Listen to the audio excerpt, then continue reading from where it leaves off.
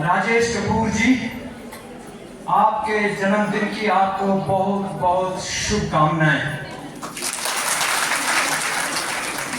जहां आपको इतनी शेरनियों का आशीर्वाद प्राप्त हो रहा है, मुझे लगता है आप सेंचुरी तो पक्का लगाएंगे, ये मुझे पूरा यकीन है। बहुत वैल्यू होती है इस चीज की कि लोग दिल से अगर आपको आशीर्वाद देते हैं, दुआएं देते हैं, कौन कहता है कि उसका असर नहीं होता। कर्मों का फल निश्चित है, गीता कहती है, मैं नहीं। अभी मैं ज्यादा नहीं बोलूंगा।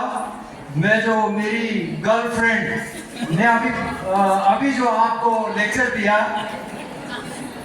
मेरे ख्याल उससे ज्यादा मैं खुद प्रेरित हो गया, मुझे खुद जोश आ गया। लेकिन आपके पीछे पीछे पड़ गए, ये मेरी सही नहीं है। सिर्फ 3 मिनट लूंगा, इससे ज्यादा नहीं, तो मेरे साथ रहें।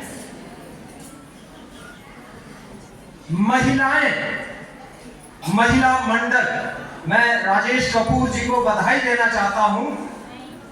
इन्होंने वो काम किया जिसमें मैं एक सैनिक फेल हो गया था। मैं नहीं जगा पाया था अपने आसपास की कुछ महिला मंडल से। मैंने कोशिश करी थी उनको जगाने की, लेकिन शायद मैं फौजी तरीके से जगा रहा था। फौजी तरीका सही कहते हैं लोग, कुछ लोग, कि फौज में ही चलता है। इन्होंने यहाँ का तरीका पकड़ा और आज मेरा, वो कहते हैं ना, दिल बाग बाग हो रहा है जब इतनी महिलाएं यहाँ साथ में बैठे हुए अपने सामने मैं देख रहा हूँ। उस दिन मंडी में जब मैंने देखा, इतनी महिलाओं की एक बाढ़ सी आ गई थी। मैं उस दिन को नहीं भूल सकता और आज के इस दिन को भी। मैं पीछे खड़े होकर के जो आ रही थी अभी उनसे बात कर रहा था। पंडों से कहां से महिलाएं आई हैं, अपना वक्त निकाल के। वक्त आपको देना पड़ेगा। मैं आपसे एक सवाल पूछना चाहता हूं, महिलाओं और नारी शक्ति में क्या फर्क है? महिलाएं और नारी शक्ति,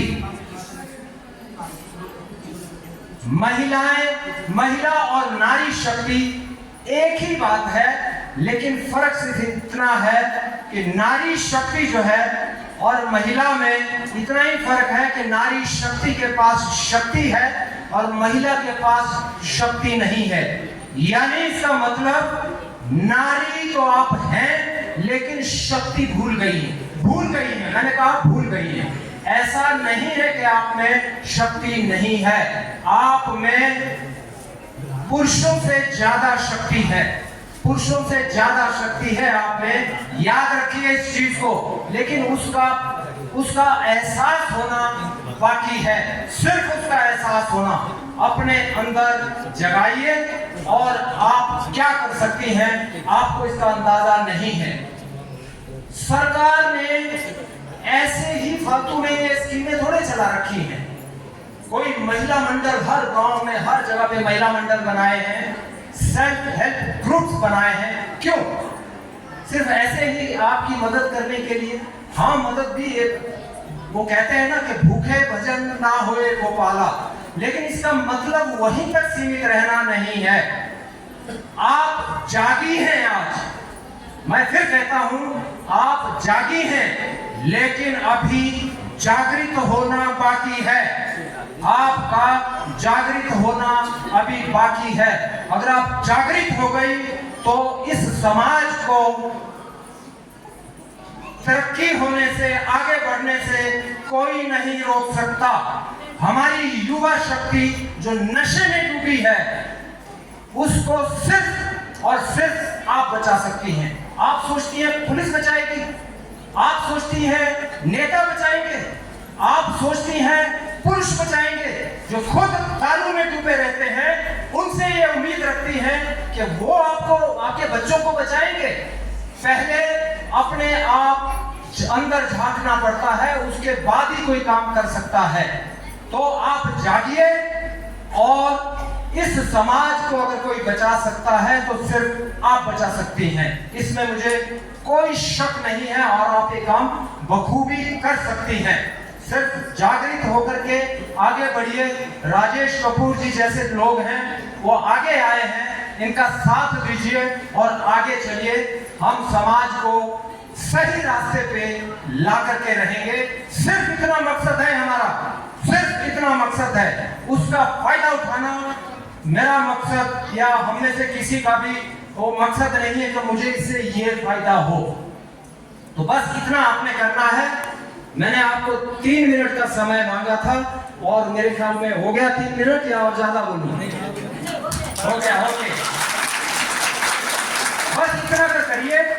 और अभी जो कुछ सैनिकों की बात मेरी गर्लफ्रेंड ने भी कही, बहुत बड़ी बात कही। मैं इसके ऊपर अभी और ज्यादा नहीं पकाऊंगा आप लोगों को। उसके लिए अलग से हमारे जो महारथी हैं हमारी सेना के, बस इतना कहूंगा, इज्जत करना सीखिए इन महारथियों की, जिनकी वजह से मैं आप आज यहाँ बैठे हैं। तो उसकी इज्जत करिए। जिस समाज में उन सैनिकों की जिन्होंने अपने बलिदान किए हैं, अपनी कुर्बानी दी है, अपनी जान की सर्वोच्च बलिदान किया है, अगर हम उनकी यादें नहीं कर सकते, उनके परिवारों की देखभाल नहीं कर सकते, तो कहीं ना कहीं हम आने वाले भविष्य में अपनी जो स्वतंत्रता है उसको खतरे में डाल रहे हैं। इस चीज को हमें याद रखना होगा। बहुत बहुत धन्यवाद। और अंत में मैं एक बार फिर से राजेश कपूर जी को तहे दिल से उनके जन्मदिन पर बहुत बहुत शुभकामनाएं देना चाहता हूं। धन्यवाद। YouTube पर हमारे चैनल को सब्सक्राइब करें और रेगुलर अपडेट के लिए बेल आइकन दबाएं।